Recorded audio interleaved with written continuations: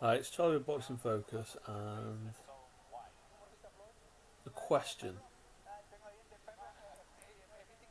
does Virgil Hunter, the trainer, understand head movement?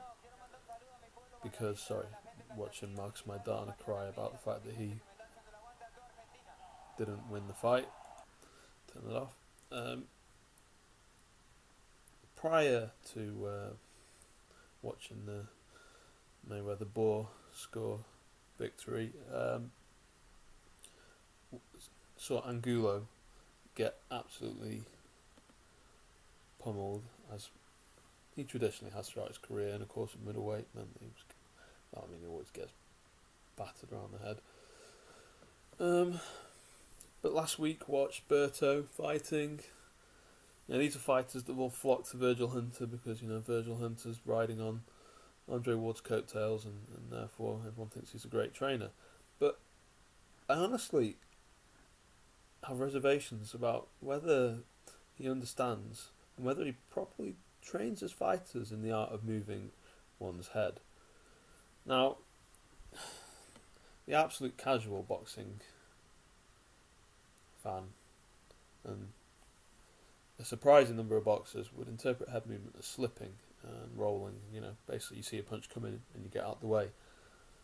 That is the most flawed kind of head movement that there is, and it astonishes me how many boxers rely on it. Proper head movement is where you're already moving, and because you're a moving target, you become far harder to hit. Now, some great examples would be the way Mike Tyson would bob and weave on the way in. It would make him almost impossible to catch on the way in, and then he would be within range to get off his explosive punches, and it would be an absolute fearsome sight because this moving target's coming at you. You're panicking because you can't focus on it. It slows your opponent down when you're moving rapidly like that, because they're having to think about how they can hit you whilst worrying about being hit themselves. Uh, Bernard Hopkins is the exponent, more than anybody else in the sport today. Bernard Hopkins is never stationary. His head is always on the move, whether he's moving his feet, whether he's moving laterally, whether he's bending at the waist, whether he's dipping at the knees, or whether he's just swaying side to side. He's constantly moving and constantly keeping his opponent guessing.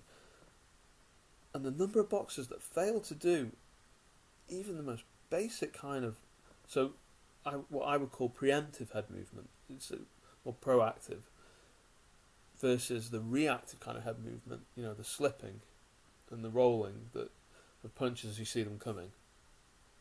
And the number of boxers that fail to do anything is fairly surprising, which leads me to believe that a lot of trainers don't understand basic um, physiology. The fact that you can't always see a punch coming, therefore you can't always move out the way, therefore if your head is stationary, you're going to get fucking smashed in the face.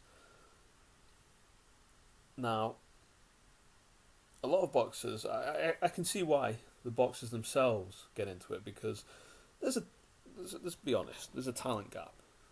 In most boxing matches, there's a talent gap. You have one very talented guy against one not so talented guy. And because talented guy is so talented, he can generally read his opponent,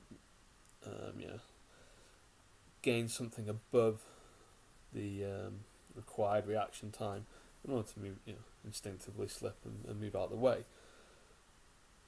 And you get a lot of boxers that will go through 20 unbeaten fights, and this will be fine. This will get them through that easily in the gym against most sparring partners. It will work really well for them. But then they get to the top level, they get to the elite level, and they get found out because all of a sudden, guys are throwing punches with much better technique, much sharper, crisper shots, judging the range much better, and that reaction time is no longer enough to get out of the way of all the punches. Some great examples would be Juan Manuel Lopez. Combination of the fact that he was talented and he had great punching power mean that the fact that he stood up, right, and he was obviously early in his career, he was quite a lot bigger than a lot of his opponents because ridiculous weight training that goes on. So the fact that he was upright with his head and chin in the air, he got away with. But then he gets to a level where the guys he's fighting at just take advantage of that and just start nailing him, and all of a sudden knockout after knockout because he doesn't move his head at all. He thinks just holding a glove up here and kind of like shoulder like that, and he's not going to get hit, and just he's an easy target. Other more subtle examples, Victor Ortiz. Victor Ortiz actually, when he's on the outside, moves his head quite well. He's not really that stationary. He moves around, makes his opponent miss. But then, when he gets into the pocket and starts firing off his own shots, his head stops moving, and this is why he gets countered. This is why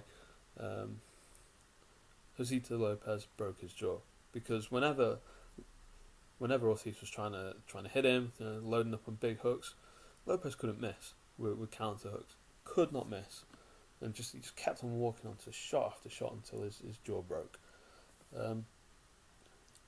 Other good examples, which start going back towards my original question.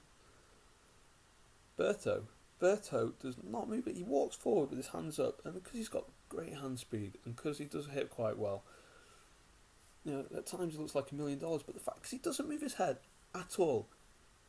Just hardly.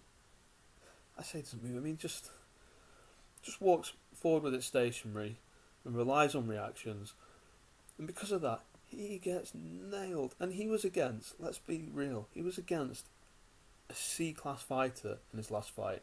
And he's saying how he's back and stuff, but against a C-class fighter who he was easily dominating talent-wise.